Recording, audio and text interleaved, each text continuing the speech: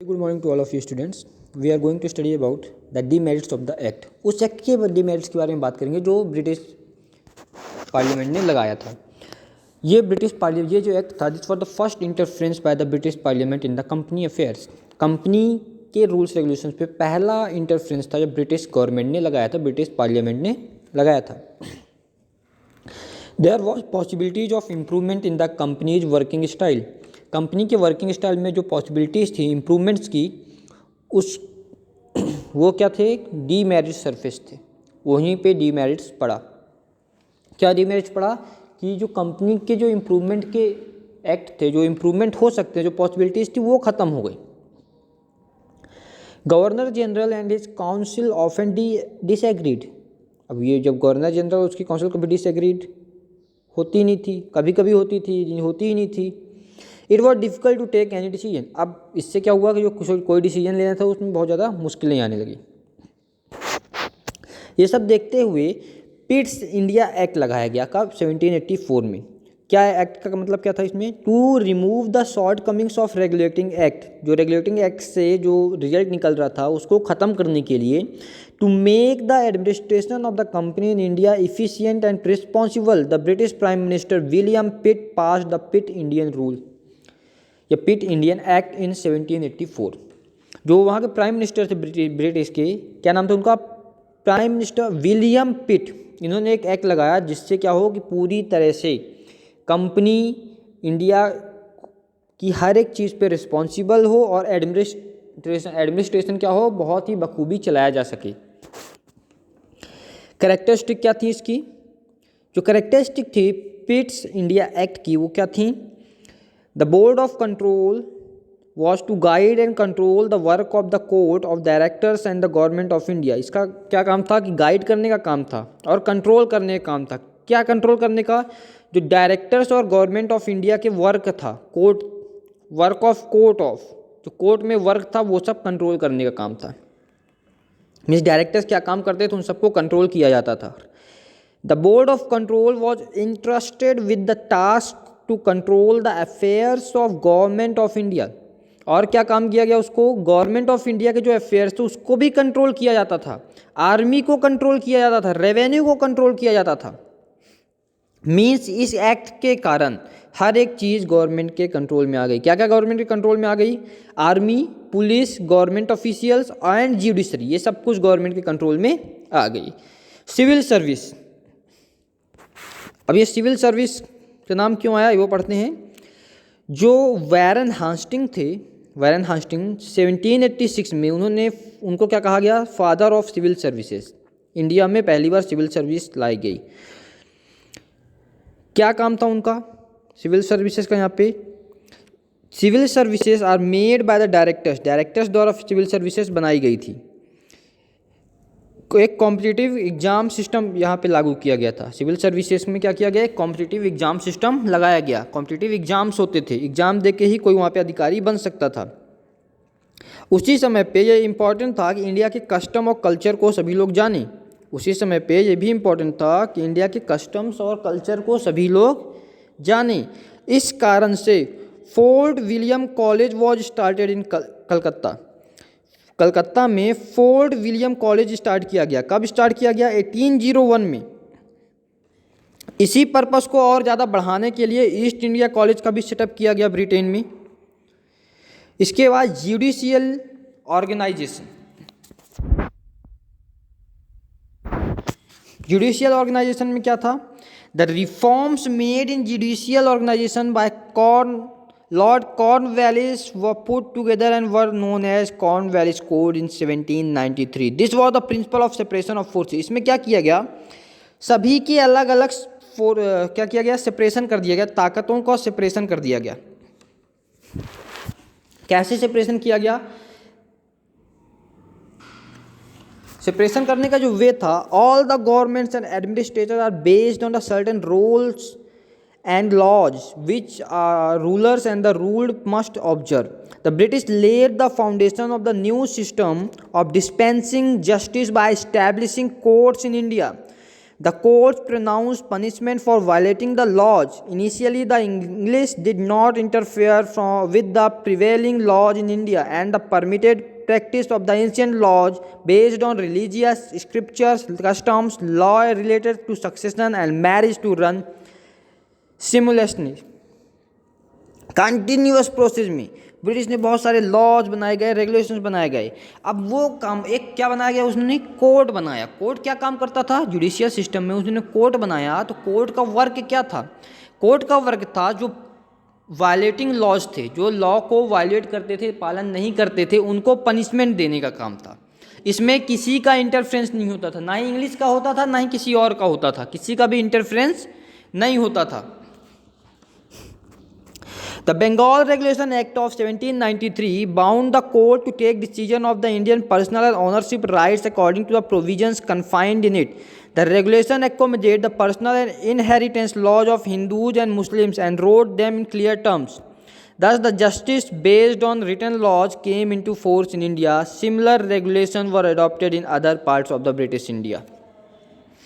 जैसे बंगाल का जो रेगुलेशन एक्ट था उसमें आपने सभी ने पढ़ा है कि बंगाल में पार्टीशन हुआ हिंदू और मुस्लिम को लेके, तो उनके लिए सही तरीके से वो काम हो सके तो वहाँ पे ओनरशिप और जो पर्सनल राइट्स के बीच विवाद था उसको कोर्ट ने सॉल्व किया। कैसे सॉल्व किया, रिटेन कानून बनाया वहाँ पे। कैसे बनाया, रिटेन कानून बनाया, रिटेन लॉ बनाया जो इंडिया में लागू किया गया। इंडिया में ही केवल बंगाल की ही बात नहीं करें हम, इंडिया में पूरे ब्रिटिश इंडिया में लागू किया गया।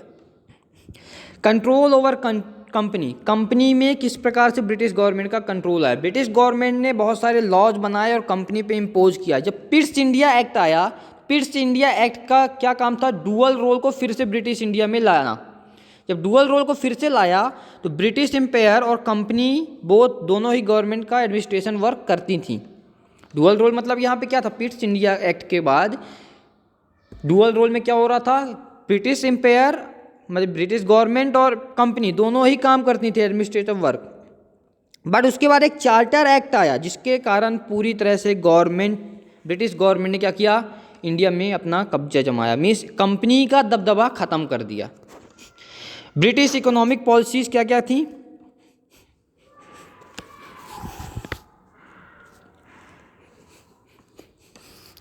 ब्रिटिश की जो इकोनॉमिक पॉलिसीज थी वो क्या थी, with the establishment of the companies rule in India the English adopted new economic policies. The economic policy of the British brought about several changes in the fields of land revenue system, agriculture, trade and industry. This policies of British damage the traditional economic infrastructure setup in India. The British economic policy deal a great blow to Indian agriculture, trade and industry. जो British कंपनियों की क्या policy थी, कंपनियों की policy से agriculture, trading, industry वगैरह सब खत्म हुई जा रही थी इंडिया में। लैंड रेवेन्यू सिस्टम बहुत ही गंदा था। ब्रिटिश की जो इकोनॉमिक पॉलिसी थी उसने क्या किया, इंडिया के एग्रीकल्चर को बढ़ाया, ट्रेड को बढ़ाया, इंडस्ट्रीज को बढ़ाया। जो Indian population mostly lived in villages and the people survived of their own livelihood.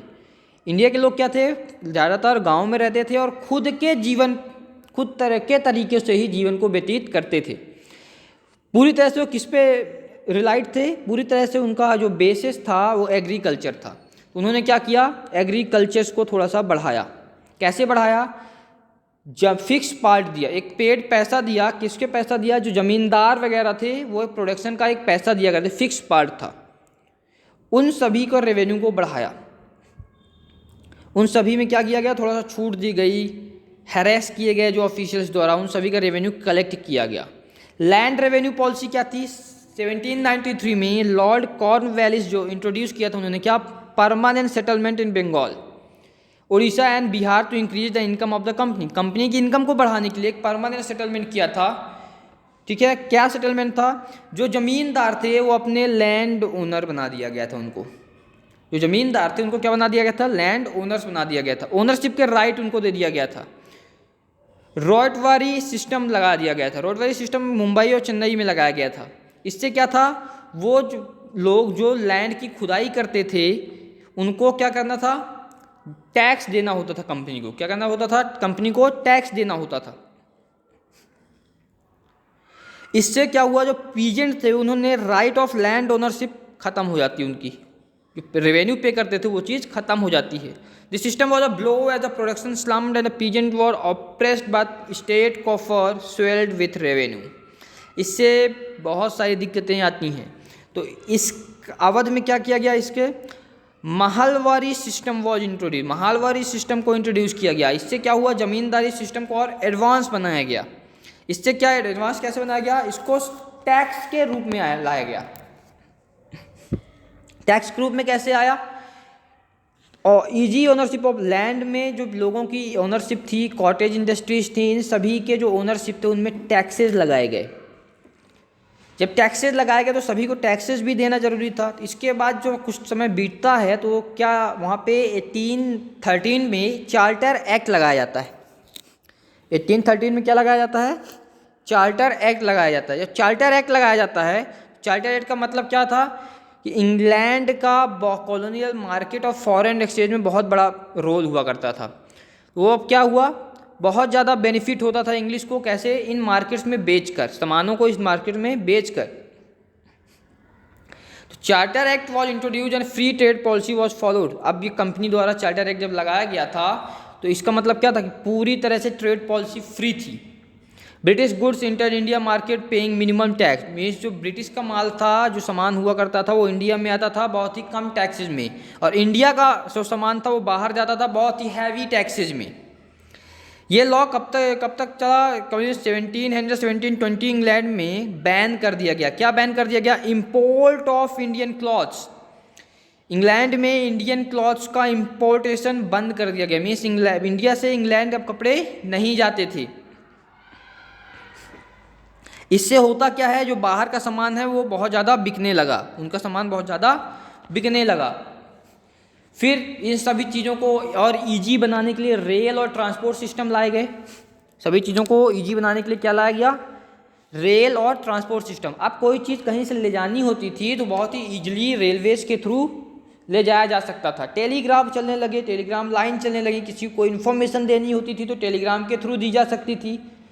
तो पहली रेल बॉम्बे से थाने तक चली थी। कहाँ तक चली थी, बॉम्बे से थाने तक। कब चली थी, 1853 में। फर्स्ट रेल बॉम्बे टू थाने चली थी, कब चली थी, 1853 में। इसके बाद हम लोग बात करते हैं इंडियन सोसाइटी इन 18th और 19th सेंचुरी। 19th और 18th सेंचुरी में इंडिया की सोसाइटी कैसी हुआ करती थी।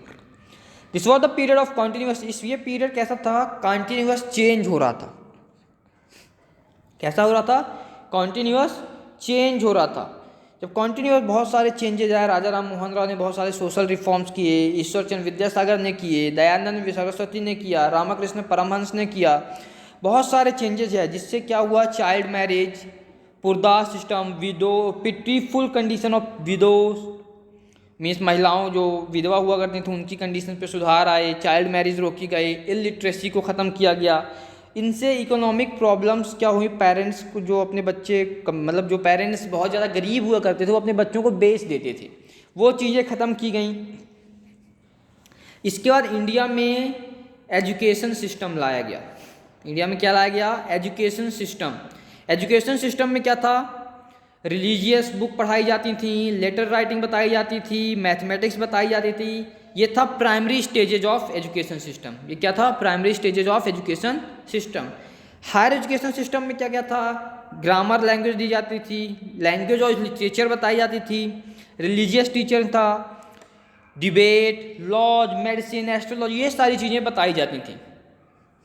इसके बाद modern English I, means modern British education. तो इसके बाद क्या किया, कॉलेज इस्टेब्लिश किए गए, कॉलेजेस वगैरह में पढ़ाई होने लगी। इंग्लिश क्या थी, एक मीडियम बन गई थी। इंग्लिश क्या थी, एक मीडियम बन गई थी जो स्कूल्स और गवर्नमेंट्स के इंफ्रास्ट्रक्चर पे चलती थी, इंस्ट्रक्शंस पे चलती थी। इसके बाद यूनिवर्सिटी इस्टेब्लिश हुई, कहाँ कहाँ, कलकत्ता, बॉम्बे और मद्रास में। वेस्टर्न एजुकेशन को एक नई क्लास दी गई, नए प्रकार से उसको पढ़ाना चालू किया गया। मिडिल क्लास आई, भाई अभी प्राइमरी और हायर चलती थी, फिर मिडिल क्लास आई, उसको और ज़्यादा डिवाइड किया गया ताकि ईजली वे पे सभी को सभी चीज़ें समझाई जा सके। फिर उसके बाद फिलॉसफी, डेमोक्रेसी, नेशनलिज्म, ये सारे रेवोल्यूशंस हुए, जो इक्वालिटी का इंट्रोड्यूस किया गया, टेक्नोलॉजी इंट्रोड्यूस हुई, फ्रीडम मूवमेंट्स हुए। इस तरह से इंडिया में बहुत ज़्यादा एजुकेशन सिस्टम का विस्तार होता है। ओके स्टूडेंट्स, ये चैप्टर आपका यहाँ पे फिनिश होता है। उम्मीद करता हूँ ये चैप्टर आप लोगों को अच्छे से समझ में आया होगा। Okay, thank you.